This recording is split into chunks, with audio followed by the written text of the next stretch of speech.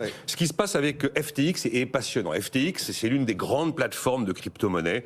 Tout d'un coup, FTX va pas bien, il y a des incertitudes sur la fiabilité même de ses comptes. Le fondateur est un mathématicien génial, mais enfin, bon... Quand tout le monde s'inquiète, tout le monde prend le large. Et en l'occurrence, ils ont vécu un bank run. Tout le monde a voulu récupérer ses billes. Et désormais, sur la page d'accueil de FTX, on lit « FTX est actuellement incapable de traiter les retraits. Et nous vous déconseillons fortement de faire des dépôts. » Je crois que les choses sont très claires. Binance, le leader, s'apprêtait, l'asiatique, à racheter FTX et il vient de renoncer. Le Bitcoin est tombé à 16 400 $. Il était plutôt aux alentours des 20 000 ces derniers temps. Il a valu 58 300. L'Ethereum, on va dire la deuxième des cryptos, est à 1 100 $. Son sommet est à 4 870 $. Je ne sais pas si on peut parler de bulle des cryptos, mais mon point, en fait, Philippe Trénard, je commence par vous, mon point est de dire que, déjà, j'appelle ça un crypto-actif, moi, et pas une crypto-monnaie. Je sais que là, je vais ouvrir le débat, bien sûr. Mais si ces cryptos explosent, chacun a pris son risque.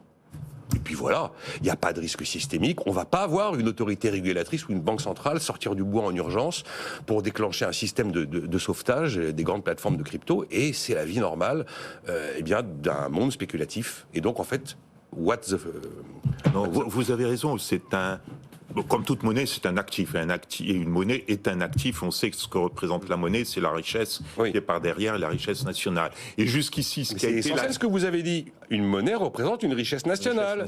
Voilà. Un Ethereum représente quoi ? On ne sait pas. Ça peut représenter un certain degré de confiance. Et la monnaie n'a de valeur que parce que les gens ont confiance dans la monnaie. Et ils ont confiance dans la monnaie parce que derrière, contrairement à ce qui s'est passé avec l'eau, n'est-ce pas, comment dirais-je, au XVIIIe siècle, il y a un État qui garantit la valeur de cette monnaie, n'est-ce pas, et qui est capable d'intervenir avec une banque centrale, de réguler le cours de la monnaie, d'assurer sa valorisation et la stabilité de sa valorisation. Dans les crypto-monnaies, nous n'avons rien de tout cela. Absolument. Donc c'est un jeu de pure confiance. Alors, comme vous, je pense qu'au fond, c'est comme la tulipe noire. Si les gens n'achètent plus de tulipe noire, l'économie européenne s'en ressentira pas. Ne s'en était pas ressenti à l'époque particulièrement affecté. Et le monde s'en remet. À ceci près. J'aurais un codicile. Quelle est la part de liquidité d'un certain nombre d'acteurs qui dépend des crypto-monnaies. Et ça, nous ne le savons pas. Donc il y a toujours attaché à l'usage d'un actif comme valeur de transaction et surtout comme support de transaction, il y a toujours un problème de liquidité. Et ça, nous allons le voir. Est-ce que le collapsus d'une crypto-monnaie peut entraîner un problème de liquidité dans l'économie qui obligerait d'ailleurs les banquiers centraux à intervenir? C'est une question que je me suis posée sans avoir de réponse précise. Dans les bilans des acteurs financiers traditionnels, on va dire les banquiers, quelle est l'exposition à ces plateformes et même directement Il est certain que pour les business un peu limite, parce que les crypto-monnaies attirent tous les business de la zone grise, il peut y avoir un vrai sujet de liquidité. Et là, nous allons voir si ce sujet de liquidité qui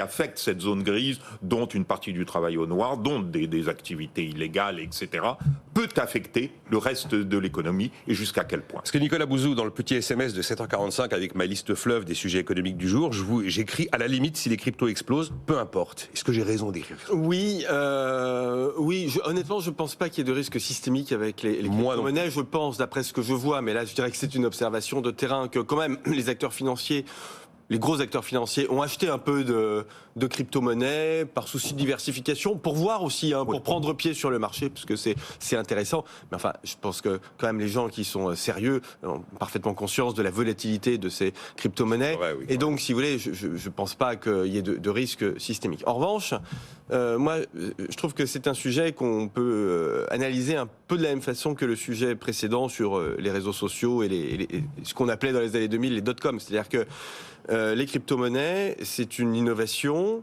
qui vient du numérique, en fait. C'est un avatar du numérique. Le Bitcoin, de quoi s'agit-il ? Il s'agit d'une monnaie dématérialisée, mais d'une monnaie qui est gérée par un algorithme qui fait en sorte que les émissions monétaires sont pas très importante, de telle façon que c'est quand même une monnaie qui est relativement rare. Vous voyez, donc on voit bien que sans la puissance et sans les progrès du numérique, sans la loi de Moore, sans le fait que les microprocesseurs ont beaucoup évolué, ont beaucoup gagné en puissance dans le temps, on n'aurait pas pu avoir ces monnaies. Donc c'est une innovation, là encore, pardonnez-moi, je ne veux pas galvauder le terme, mais c'est une innovation complètement schumpeterienne. Alors, est-ce que c'est une monnaie? Est-ce que c'est un actif?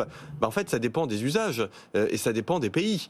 En Europe, en France, il est clair que c'est pas une monnaie. Parce que, je sais pas vous, mais enfin moi j'utilise l'euro et je suis confortable avec ça, même s'il y a un peu d'inflation, même si on a eu des politiques monétaires peut-être un peu trop expansionnistes, mais enfin j'ai quand même rencontré personne pour dire non, l'euro ça va pas du tout. Et donc, il y a des transactions en crypto-monnaie. Je vais utiliser, oui, mais je veux dire quand même l'essentiel des échanges monétaires se font avec l'euro. Si vous êtes au Venezuela, vous êtes un fonctionnaire vénézuélien, votre salaire est versé, je sais pas combien, le 2 ou le 3 du mois, et le 4 du mois, ça vaut déjà plus grand-chose en monnaie vénézuélienne. Vous avez un peu de dollars, mais enfin le dollar c'est pas simple, surtout au Venezuela. Là, pour le coup, c'est pas du tout inintéressant d'essayer de changer vite sa monnaie, son salaire en bitcoin, et même, pourquoi pas, ça s'est fait, d'essayer de se faire payer une partie de son salaire en bitcoin, parce que moi, au Venezuela, je préfère le bitcoin à la monnaie du Venezuela. Et donc,